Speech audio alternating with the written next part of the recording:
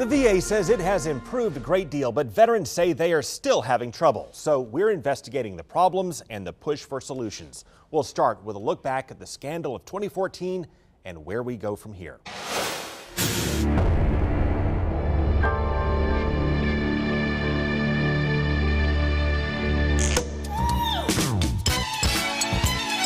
They popped champagne, booked limos, and spent more than $6 million on 2 conferences near Disney. Let's take a look at how good a time you actually had. They had helicopter tours and executive suites and concert tickets and spa treatments. They threw dance parties and ran up $760,000 in unauthorized charges. Is this the best conference ever?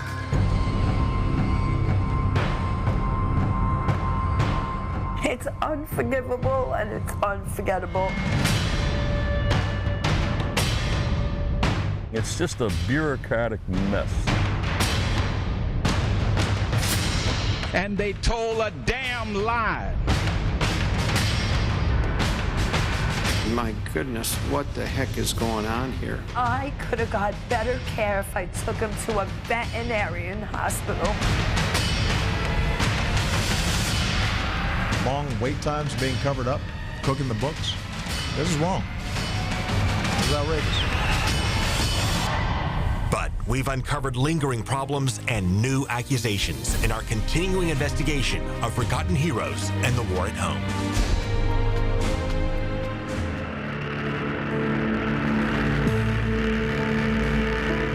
When soldiers doused the jungles of Vietnam with Agent Orange, our government told them it was safe. Then as their health broke down, they learned it was toxic. We just, would play like we would be playing with water hoses, Keith Brown's joints have decayed, and he says the government he fought for has betrayed him. I just kind of laughed and thought, well, oh yeah, same old, same old. We first met Keith and Cindy Brown in Polk County, where they told us how he struggles just to see a VA doctor. Then they followed us to Tampa because they wanted to reveal something else. I can't believe that they're treating people like this. This Vietnam veteran has been through 19 surgeries, has a heart condition, bad hip, artificial shoulder, and 2 artificial knees. And as part of his pain therapy, And they had him going up and down 5 flights of stairs. They put him on stairs until he collapsed. He was in a group of people that were half his age that were active duty. He just went down. Then later he had back surgery that took an awful turn when they put him through an MRI machine with a metal fluid container on top of him. Well, as soon as he cranked the thing up, pop, and blood comes all over me, all over my pants, all over everything, on me. They say he spent that night in a pool of blood. Next morning, my pastor come to visit me, and he said, oh my God, what in the hell happened here, What did you guys do? That was late last year, after the VA scandal exposed poor care and excessive wait times, after the president and Congress promised change. This is wrong. It was outrageous. I don't know of an issue more serious than this. How do we get veterans the care they deserve? Working together, we set out to fix it. After they set out to fix it, the U.S. Office of Special Counsel slammed the VA for not punishing misconduct that poses a serious threat to the health and safety of veterans. A 4,000-page review revealed significant flaws and a culture of fear. And records showed the Regional Benefits Office in St. Petersburg has overpaid some vets, shortchanged others, while some like Wes Thompson still wait. No accountability for them. You proved to me. And then they don't believe you. That's the thing. Here's your commendation from the Secretary of the Navy. That's right. When we met Wes Thompson nearly 2 years ago, he showed us his letters and records and stripes from Vietnam. But to the Department of Veterans Affairs, he was nobody. My file is this thick. And they lost it twice. The records, plus the service medals and commendations for serving in Vietnam, they said did not mean you were in Vietnam. That's exactly right. Since then, the VA acknowledged he was in Vietnam, but he's still waiting for his benefits for exposure to Agent Orange. I was told 2 different times, we're going to interview you, and the last time they said we're going to do it in July, and that's never happened. He's been caught up in red tape for the past 5 years. I didn't get nothing. Meanwhile, Keith Brown is now traveling farther to see a doctor than he did before the reforms. in all total, I think it was like 170 miles. Plans to give him and others more flexibility may have backfired. Now, instead of driving from Winter Haven to Tampa, he goes to a closer clinic in Lakeland, where they send him back home to Winter Haven with a referral to drive right back to Tampa. I'm disgusted that they're treating anybody like that, much less our veterans. A former VA insider from Tampa Bay said he can put some of that in perspective because he told us he has something to confess. Our veterans served and sacrificed to uphold our values and defend our nation. But then when they needed help, our nation left many of them to suffer and die.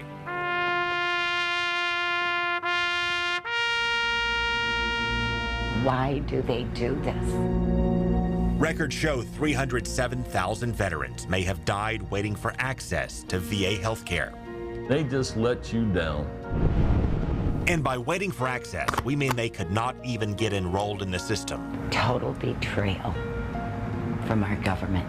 And vets who do get enrolled say the wait times to see their doctors are ridiculous.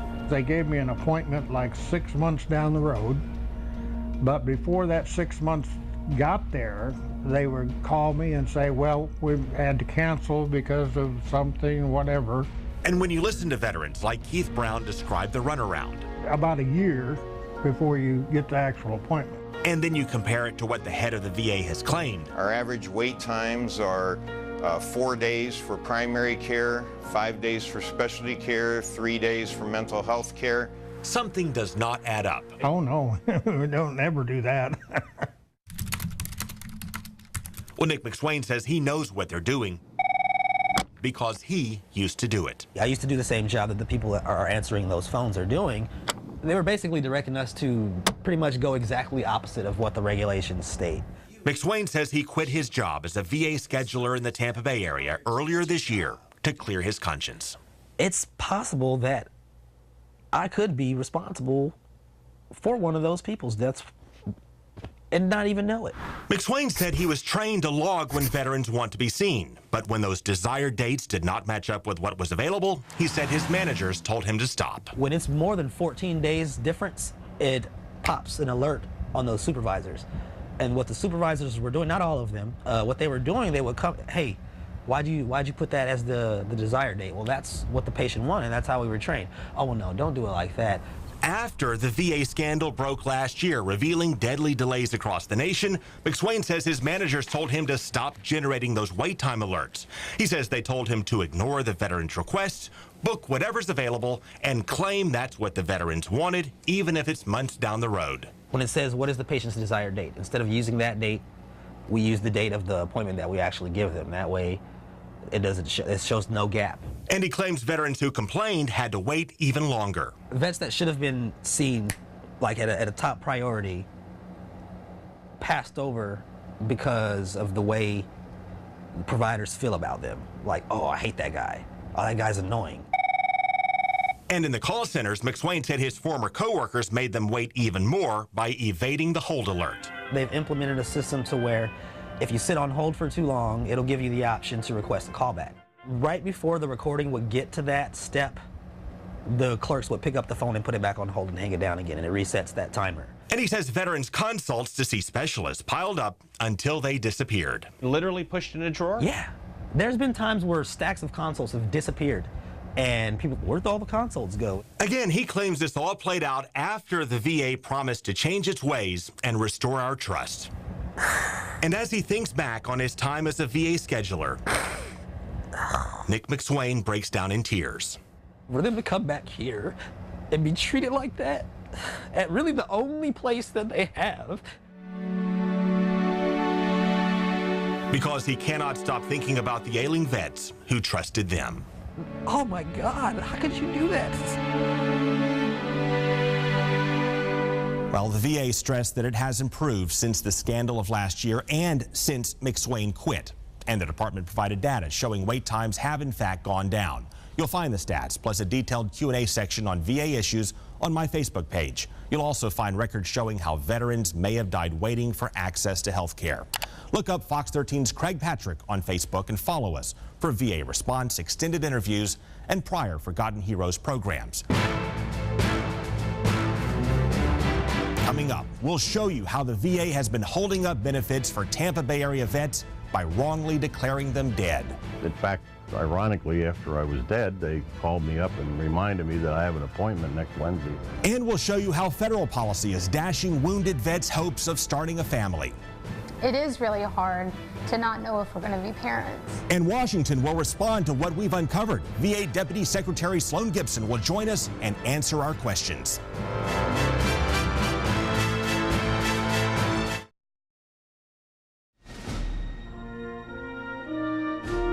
Men and women who were wounded in battle are coming home to fight new battles they never expected. And some say they're getting burned by Congress.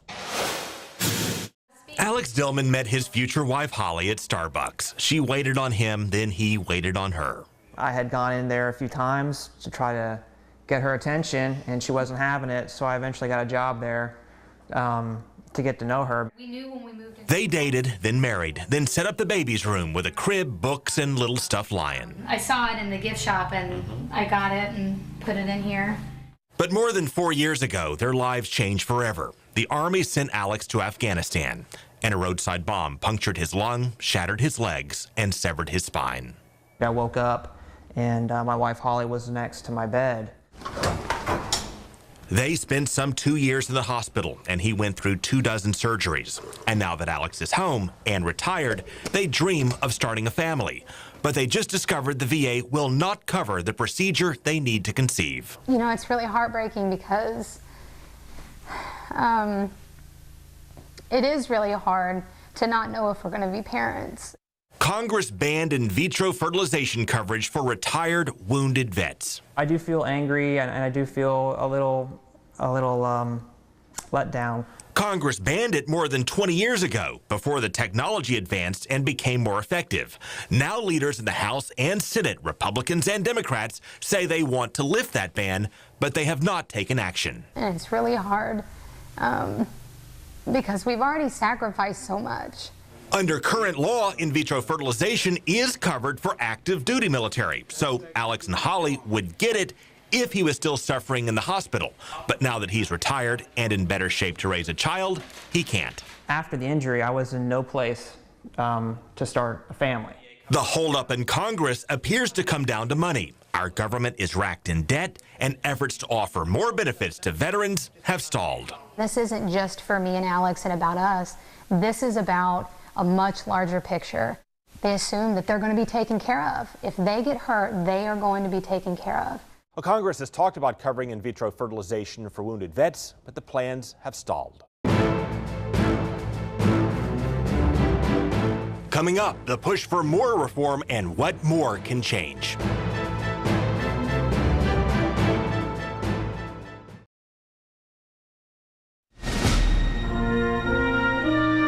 Mike Ricker is a disabled veteran who depends on his VA benefits to live. So when his check didn't arrive, he called the VA to find out why it was late.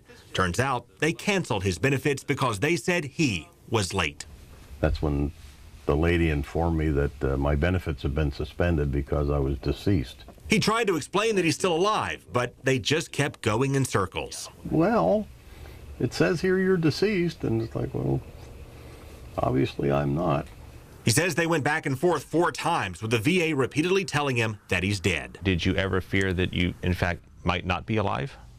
No, I was pretty sure I was alive. I actually woke up feeling pretty chipper that morning. And after the VA office told him he can't get benefits because he's gone, the VA clinic called to ask him when he's coming back. In fact, ironically, after I was dead, they called me up and reminded me that I have an appointment next Wednesday. I'm not dead. Well, it felt a little like it was like a Monty Python moment. I'm getting better. No, you're not. You'll be stone dead in a moment. Did the VA ever send condolences to your family? They didn't get any letters, no. He later found out the VA had marked him as dead back in June. Due to a clerical error, the government thought he had died in a car crash. So it kept sending checks for the next 4 months, then cut him off. Even though you had died in a car accident in June, you kept getting your checks? Yeah, which scared me. Scared him because he feared it could take much longer for the VA to bring him back to life. Well, there's obviously checks and balances that are missing. And we discovered he's not alone. This is the 6th case in the Bay Area in a little over a year. Obviously, we need some answers from the VA on this. That's 6 Tampa Bay Area veterans who reported this to Congress. The VA hasn't said how many others they may have cut off and declared dead by mistake. Obviously, it's a lot more than 6. It could be in the hundreds. I want to know what the answers are. Congressman David Jolly says he'll press the VA for solutions. And shortly after we called Mike Ricker, the VA called him to tell him they know he's alive and they'll restore his benefits. You've got somebody sitting at a desk who simply clicks a mouse and drastically changes somebody's life. Well, first we discovered the VA wrongly cut off benefits by claiming recipients were dead. And then we discovered the VA also did it in reverse, telling a Central Florida widow she can't get survivor's benefits because her husband came back to life. This is ridiculous. Back in October, Deborah Gueche explained her husband, Navy veteran Vincent Gueche, died nearly 30 years ago. At one point, the VA insisted he had survived. At another point, the VA claimed he never served.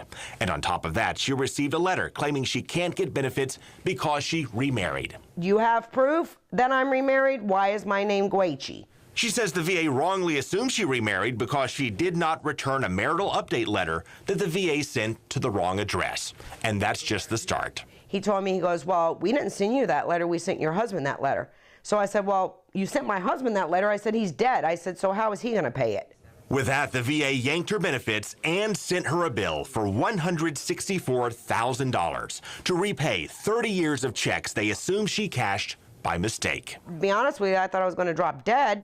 Her $1,200 monthly survivor's benefit is her lifeline. I wouldn't have a house, I wouldn't have electric, I wouldn't have gas, I couldn't pay my bills. Congress committed more than $1 billion to stop these kinds of mix-ups and give veterans the benefits they earned. VA promised to eliminate the backlog in 2015. It's now 2016. And while that backlog has gone down, a lot of veterans say they've been cut off or denied by mistake. And the appeals for denials, which don't count as part of that backlog, have shot through the roof. They served, and now nobody wants any part of them. Army veteran Jim Reed fought in Vietnam and was slammed into a concrete wall in Korea. Busted my eye open, separated my shoulder, and had to go to physical therapy from that point until the end of my career. He's been fighting for his benefits for the past 26 years. Somehow it got put into my file but not entered into the computer system, so as far as they were concerned, I didn't have an appeal pending. And with no benefits, he wound up living out of his truck. I'm sleeping in my truck in a Walmart parking lot. After all I've gone through, really? Last March, his doctor said his injuries are likely service-connected. And this is only a small portion of the paperwork I have. And in August, a judge told the VA his appeal must be expedited, but they just kept him waiting. Most vets feel that they're waiting on us to die so they don't have to pay us. After that billion-dollar commitment, government inspectors found the new claim system has repeatedly crashed, and the scanning center for veterans in Florida was a mess. Everybody see it? I, and I'm sure the ranking member, are appalled that Florida veterans may have waited longer than any other veterans due to this delay in scanning. Jim Reed thinks of all the other veterans who are suffering. This is why the people are fed up with our government. I kept calling VA. Deborah Gueche thinks of her husband and his promise that Uncle Sam would have her back. He loves serving, but right now he would probably think it was a bunch of BS. Congressman Bill Posey helped resolve Deborah Gueche's mix-up and restored her benefits. Congressman David Jolly helped Mike Ricker and other vets who were wrongly declared dead. The VA responded by changing its process to verify that a veteran is truly dead before cutting off support. Coming up, our interview with the VA Deputy Secretary.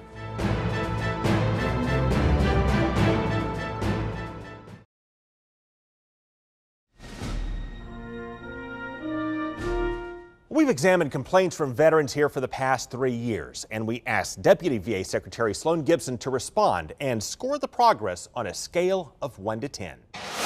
I would say that we're at least at a 7 or an 8.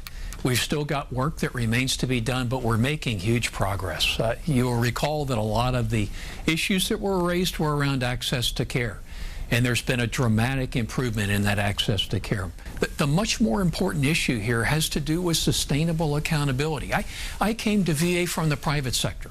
I never encountered an organization there where management and leadership excellence was characterized by how many people you could fire. So on the scale of 1 to 10 in terms of how much progress VA has made in the wake of the scandal, you gave it a 7. We want a 10. What would it take to get all the way to 10? It's being able to give us the resources that we need in order to be able to match it up to the demands of veterans and give us the time and the opportunity that we need to change the culture and change the business processes so that we consistently deliver the kind of health care experience, by the way, that veterans receive in Tampa, Florida. I was in Tampa roughly a month ago and happened to have with me the former Surgeon General of the United States, who looked at the care that we were delivering in Tampa, particularly in polytrauma, and remarked, this is world-class health care, what you're delivering here in Florida. You know, why don't we go do a story about that? Be a great story there in the Tampa market.